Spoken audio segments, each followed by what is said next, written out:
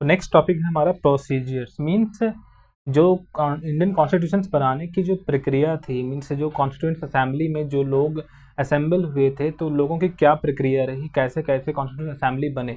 और इससे पहले मैं आपको थोड़ा रिमाइंड करा दूं हमने क्या पढ़ा था, आप एक बार देख लो।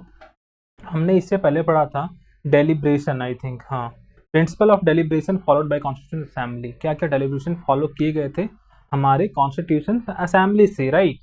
तो चलिए ये टॉपिक क्लियर हो गया था। अब हम लोग इसका प्रोसीजर्स को पढ़ेंगे, मीन्स ये प्रक्रिया कैसे कैसे हुई थी। ओके, तो हमारा अभी का टॉपिक है प्रोसीजर्स, मीन्स प्रक्रिया। किस चीज़ की प्रक्रिया? कॉन्स्टिट्यूशन बनाने की। कॉन्स्टिट्यूशन कैसे बने थे, क्या क्या चीज़ें हुई थी। तो कॉन्स्टिट्यूशन को जो चेयरमैन हेड कर रहे होते हैं वो होते हैं भीमराव अम्बेडकर, और वो ड्राफ्टिंग कमेटी के चेयरमैन होते हैं।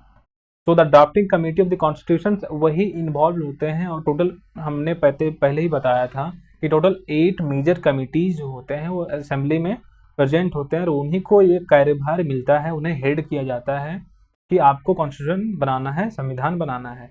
तो यहाँ पर भी वही चीज़ दिया हुआ है, 8 major committees, okay, headed by the top leaders of frame provisions.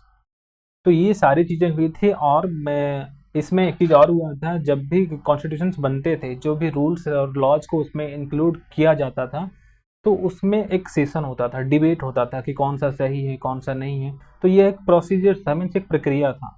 किसी भी प्रोविजन को पास करने के लिए उनमें वोट करना होता था, वही कॉन्स्टिट्यूशन असेंबली में ये सब चीज़ें होती थी। ठीक है, तो इसे हम लोग शॉर्ट पॉइंट से समझेंगे। आप देखो, 8 committees drafted provision, total 8 committees थे जो कॉन्स्टिट्यूशन को बना रहे होते हैं। और उनमें से बहुत टॉप के लीडर थे, जैसे leaders like Nehru, means Jawaharlal Nehru.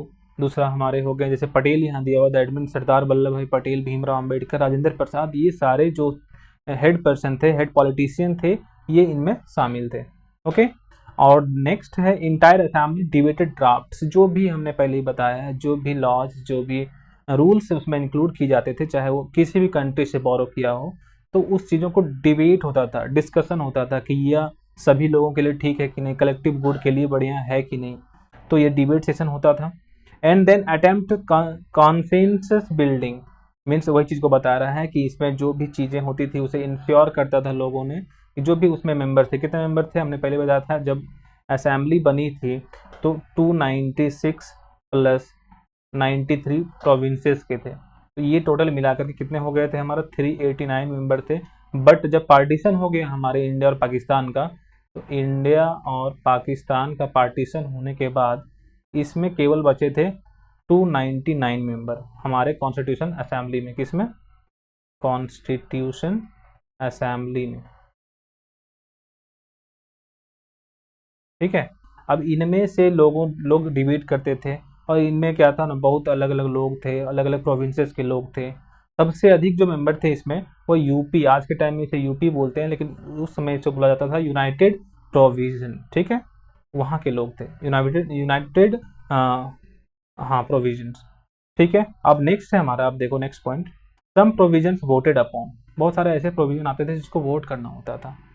और सबसे बड़ी इंपॉर्टेंट बात जो ये है, हमारे कॉन्स्टिट्यूशन की जो भी डिबेट हुए थे, जो भी सेशन हुए थे असेंबली में, वो टोटल 166 दिनों में हुए थे। कितने? 166 डेज में हुए थे, और टोटल 11 सेशन हुए थे पूरे 3 साल के दरमियान में। मीन्स 2 साल 11 महीना 18 दिन में तो हमारा असेंबली मीन्स संविधान बना था, कॉन्स्टिट्यूशन बन के रेडी हुआ था।